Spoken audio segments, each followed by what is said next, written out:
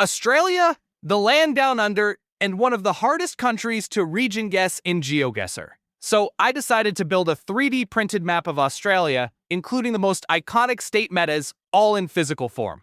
Let's build it. First, I designed the entire map in CAD.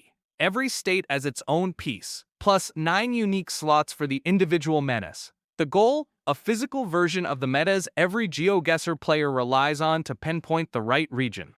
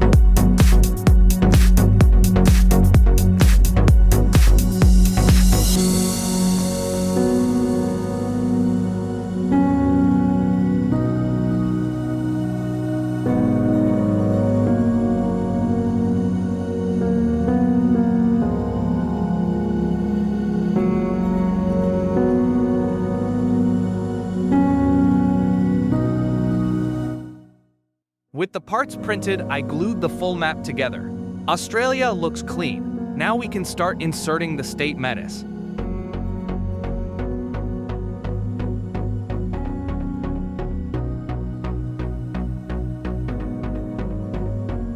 First up, Western Australia.